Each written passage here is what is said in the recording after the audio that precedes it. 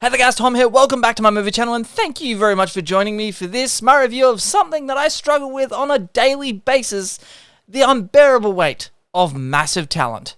The Unbearable Weight of Massive Talent stars Nicolas Cage as Nicolas Cage, and this is the most Nicolas Cage movie ever made. If you guys haven't been here before, make sure you hit that subscribe button and ring that notifications bell so you never miss out on my take on all things movies. So, The Unbearable Weight of Massive Talent, this is a movie that has piqued my interest for some months now, leading up to the release of this film. And the release of this film is actually next week, but I was very lucky to see an advanced screening of this movie. This film is something that has piqued my interest for a long time.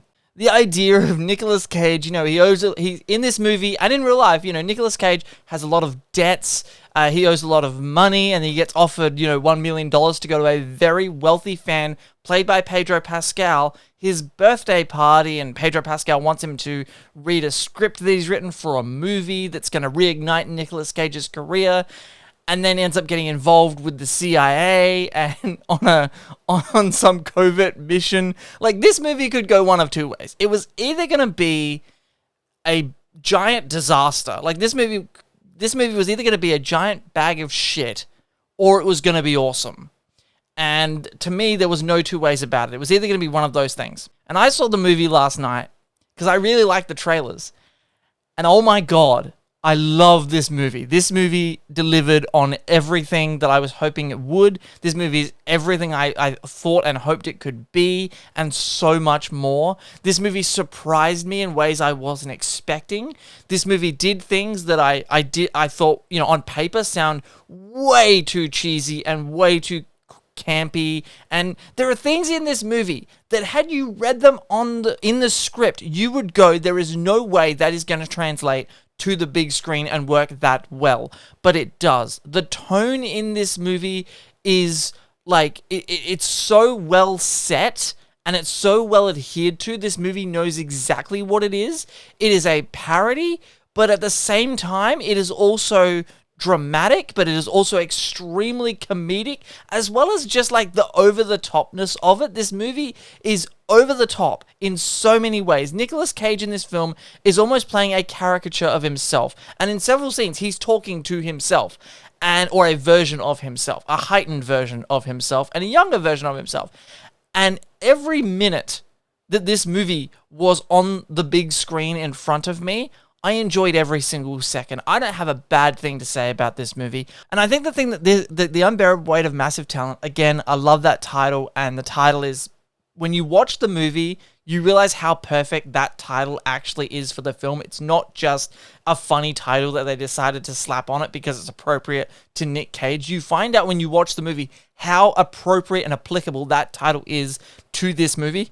And sure, there are things in this movie facts in this movie about Nicolas Cage that are very much exaggerated, and some of them probably not true, that were written specifically for this movie, for the fictional character of Nick Cage in this film. But oh my god, like, even before Nicolas Cage meets up with the Pedro Pascal character of Harvey, the movie does such a great job setting up the emotional hook of this movie, which is that Nicolas Cage is struggling to connect with his 16-year-old daughter, and he's about to, he's going through this divorce with his wife, and then, he decides he's going to quit acting, and then he gets this offer to go to this birthday party. But in the setup of that, there's such a, you feel like in the opening of this movie, you feel like this movie it could be a straight drama about Nicolas Cage's struggle, and it really could go that way as well.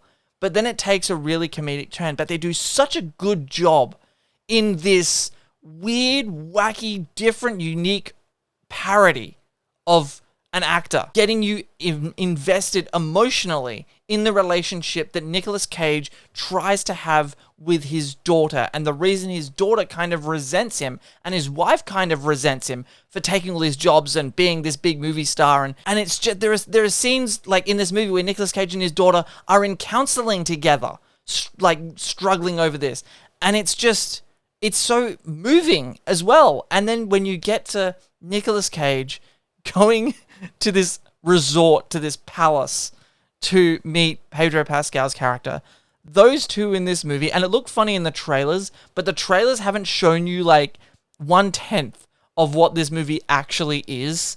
The trailers have done a good job marketing it, but there's so much more in the trailers that you don't see to this movie that make this movie so much fun to watch. The chemistry between Pedro Pascal and Nicolas Cage in this movie is phenomenal. The comedic timing between the two of them, the way they play off each other, their scenes together, it's absolute. You know, when you watch a movie and you see two actors interacting on screen and you feel like there's some other magical force that's making this happen. Like, how can two actors have such great chemistry together? I will never understand.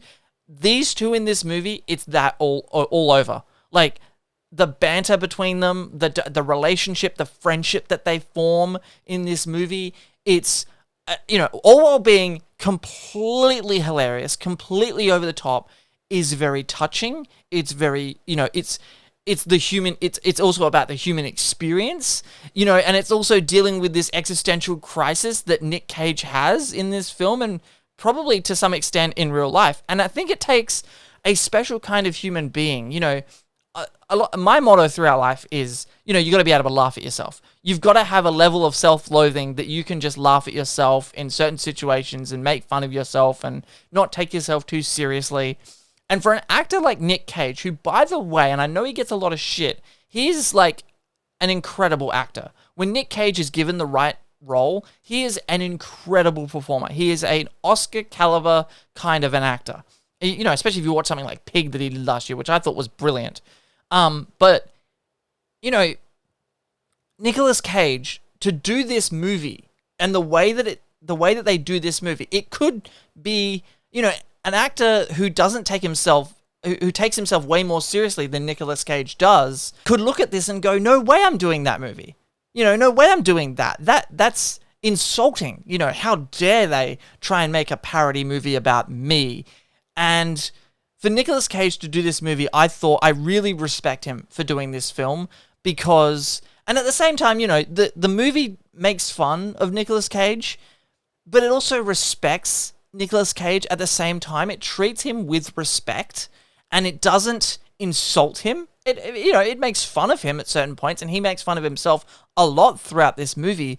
But there is a certain level of respect that this movie has. You can tell that this movie was written from a place of absolute nothing but love and respect for the career and the performer that is Nicolas Cage. This movie really is a love letter to Nicolas Cage. It's a tribute to his career, and there are a lot of references to Nicolas Cage movies, the good ones and the bad ones in this film, because the character of Harvey, played by Pedro Pascal, is such a big fan. He has this massive collection of Nicolas Cage memorabilia. I just found this movie to be so special, and it worked on every level. I think it worked on an emotional level. I think it worked on a dramatic level. I think it worked on a comedy level.